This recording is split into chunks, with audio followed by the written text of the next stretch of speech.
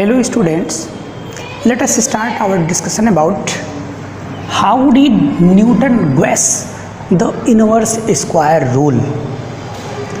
As we have studied that the force acting between two different mass objects,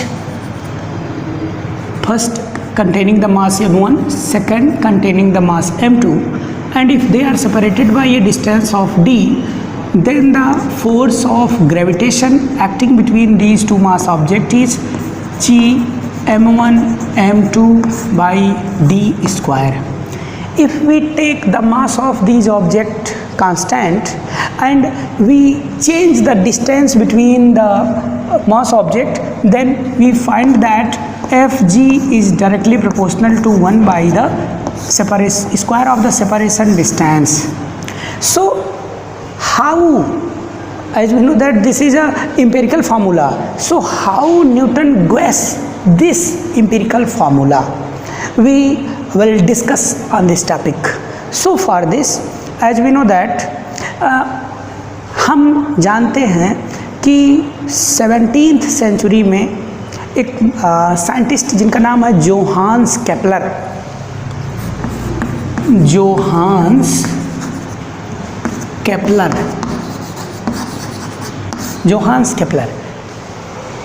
इन्होंने टाइको Brahe, एक नाम और है जिसको हम जानते हैं टाइको ब्राहे के नाम से,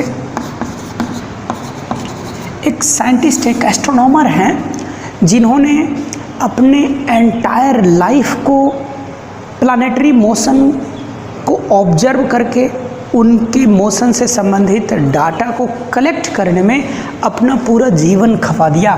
नियरली अबाउट 20 ईयर्स इन्होंने केवल प्लानेटरी मोशन से संबंधित डाटा को कलेक्ट किया और एक ऑब्जेक्टिव से इन्होंने उस डाटा को जब ऑब्जर्व करके कलेक्ट किया, उस डाटा को एनालाइज करने के टाइम पर किसी कारणवश इनकी डेथ हो गई और इनके द्वारा जो कलेक्टेड डाटा था, इन्हीं के एक स्टूडेंट जिनका नाम है जोहान्स केपलर, उन्होंने उस डाटा को बहुत ही अच्छी तरीके से एनालाइज किया और एनालाइज करने के बाद प्लानेटरी मोशन से संबंधित 3 नियम दिए. Kepler provides the 3 basic laws for the planetary motion which are also known as Kepler's law for planetary motion. So first we will discuss about the Kepler's law of planetary motion, and on the basis of these law Newton guessed the inverse square rule. So first we will discuss about the Kepler's law of planetary motion. So what are the laws given by Kepler? Kepler's law of planetary motion. Kepler's law of planetary motion. Okay, so Kepler provides 3 basic law after analyzing the collected data. So he provides the first law as law of orbit.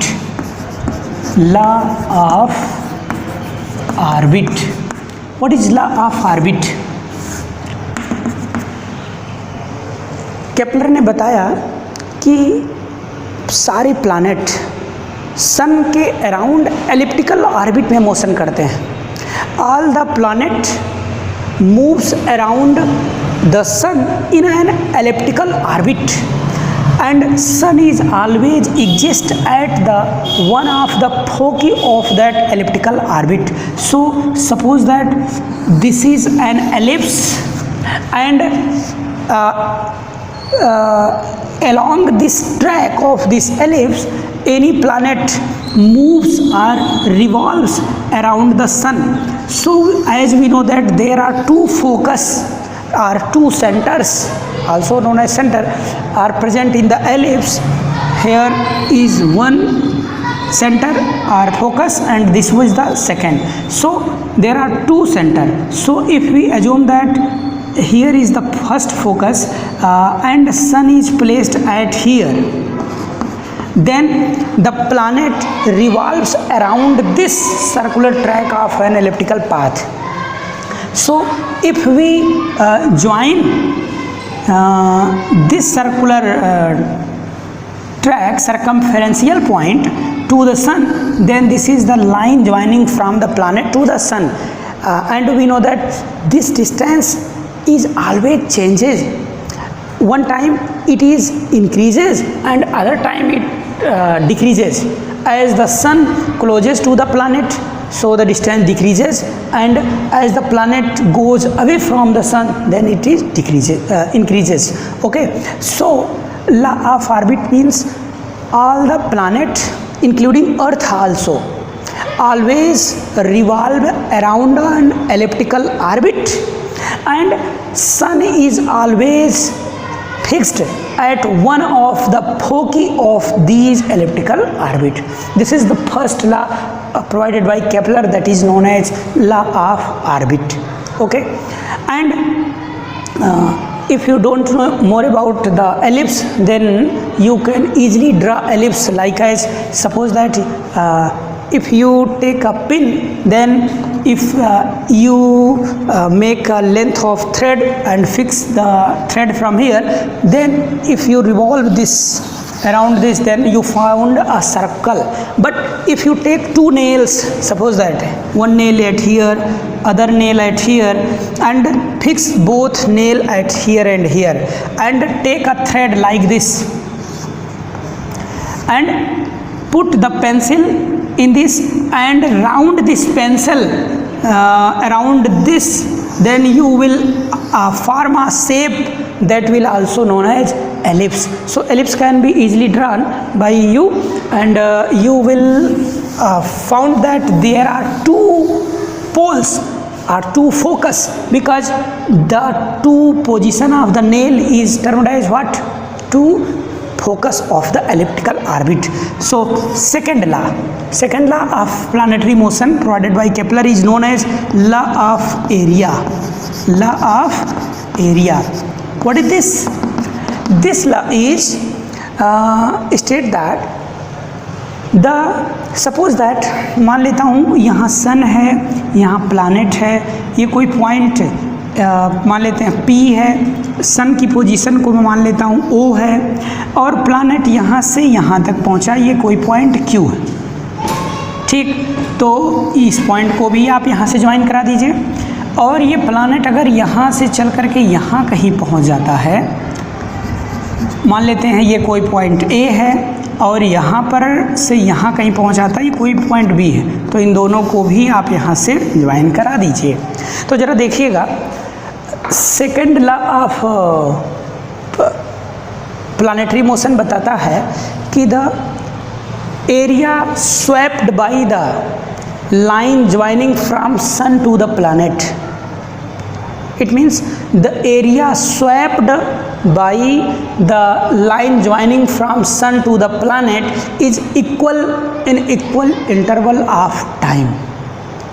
It means the line joining from sun to the planet sweeps out equal area in equal interval of time. Suppose that अगर ये planet P से Q तक जाने में T समय लगाता है, तो अगर A से B तक आने में भी ये T समय लगाए, तो P से Q जाने में ये जो लाइन है O से P, ये O से Q तक पहुंच जा रही है, अर्थात इन दोनों लाइनों के बीच जो एरिया यहाँ पर बनेगा, इस एरिया का मान, अगर ये प्लानट A से B तक जाने में उतना ही समय लगाता है, तो इस एरिया का मान भी क्या होगा? इक्वल होगा। Okay, this is the second law which can be analyzed from the collected data by Kepler. So Kepler provides the second law as law of area, which states that the line joining from sun to the planet sweeps equal area in equal interval of time. It means if planet goes from P to Q in time T, and also the planet goes from A to B in that same time T, then same planet always sweeps out equal area. Okay, it means area of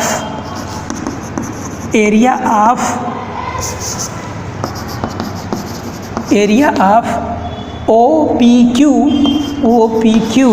is equal to area of OAB. This is the second law. This can be mathematically explained as delta A by delta T. It means rate of change of area. It means also the aerial velocity.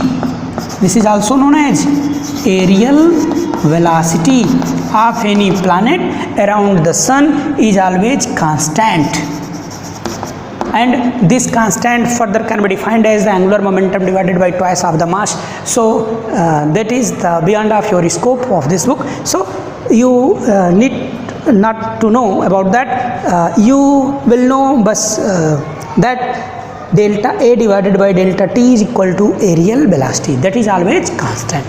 So this is the second law. Now come to on the third law, which will provided by the Johannes Kepler. Now according to third law, the square of the time period of the planet is directly proportional to the cube of the average radius of the planet around the sun. मतलब अगर कोई planet यहाँ से चल करके और पुनः वहीं तक पहुँच जाए तो इसको एक चक्कर कंप्लीट करने में जो समय लगेगा इसको हम कहेंगे time period of the planet. यहाँ से चल करके प्लानेट पुनः यहीं पहुँच जाए तो जितना समय लगता है ये टाइम पीरियड है। आप बताओ टाइम पीरियड अर्थ का सन के राउंड कितना है? 365 सही 1/4 दिन, 365 एंड 1/4 डेज में सन के अराउंड अर्थ अपना एक चक्कर कंप्लीट कर लेता है। ठीक, तो ये टाइम पीरियड है।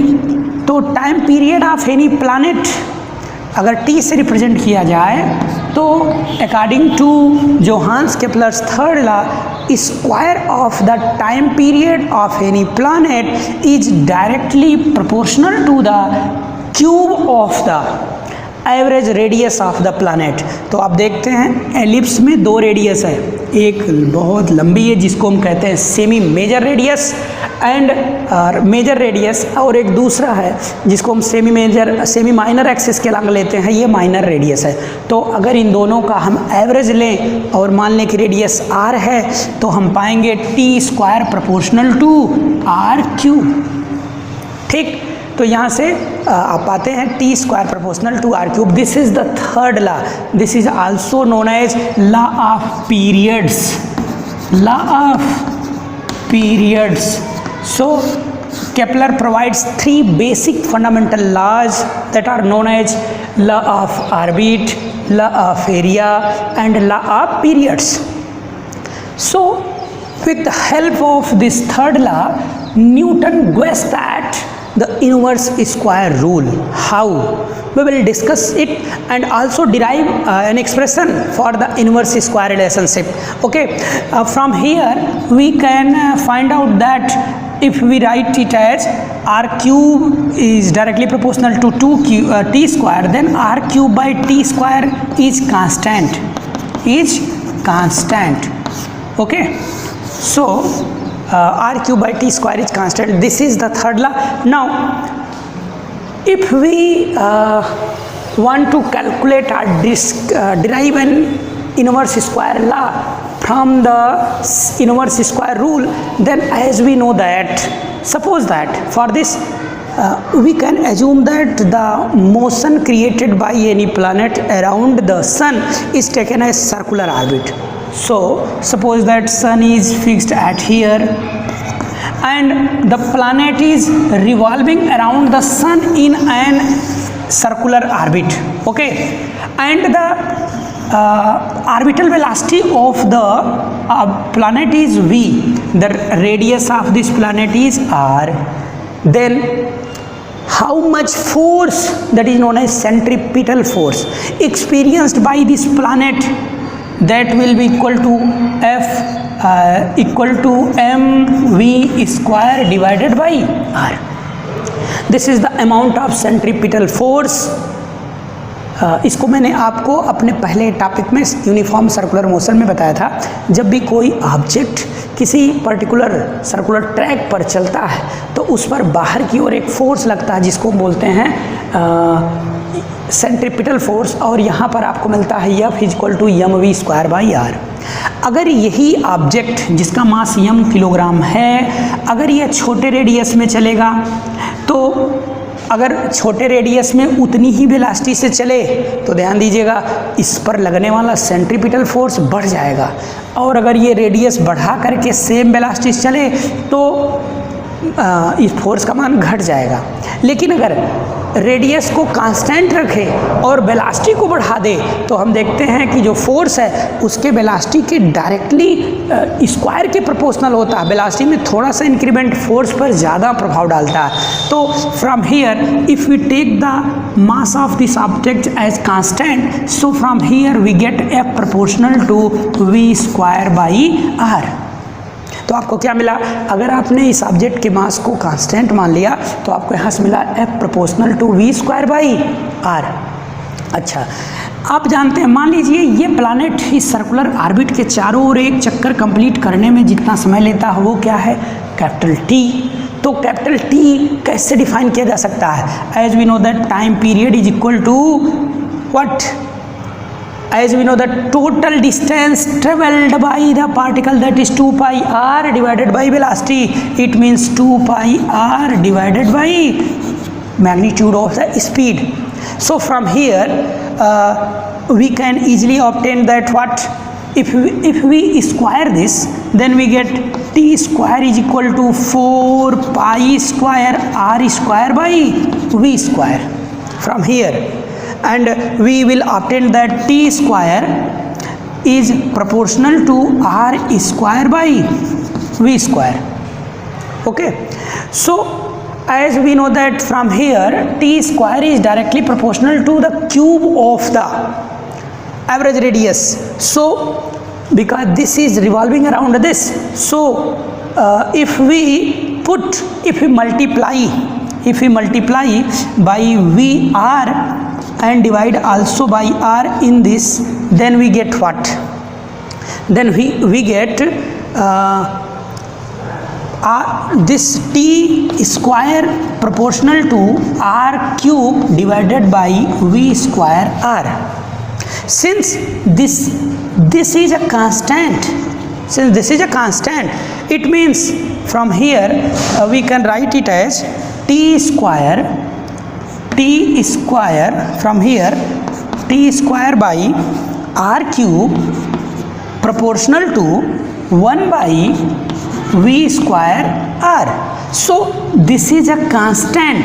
From here this is a constant because r³ divided by t square is constant, so t square by r³, that is 1 upon constant, that is also constant. So we can write it as 1/v²r is equal to constant. It means if we take this v² in the constant side, then we get v² proportional to 1/r. From here we get what? v² proportional to, if we take this v² in constant term side, then v² multiplied by constant, so constant can be improved by a proportionality sign, so v² proportional to 1/r. So if we put this v² as proportional to here, then from here we find out that F proportional to this v² proportional to 1/r, and this 1/r is already present, so from here we get that F proportional to 1/r². It means the force experiencing by any planet during revolution about the sun, the planet can experience a force which directly proportional to the inverse of the square of the separation distance. So Newton easily obtained this relationship from the third law of planetary motion, that is also known as law of periods. ठीक, तो आपने यहाँ से देखा कि Newton ने किस प्रकार से F प्रोपोर्शनल टू 1/r² के फार्मूले को ऑब्जर्व किया, और न्यूटन ने ये भी इजीली ऑब्जर्व किया कि यह proportional to m1 m2, it means the product of the masses. So Newton provides the simple formula that is known as empirical formula, that is G m1 m2 divided by r square, and this is a universal gravitational law. ठीक, so solve different types of numerical problem based on the different rules on the Kepler's law and universal gravitational law. Okay, till now take care, thank you.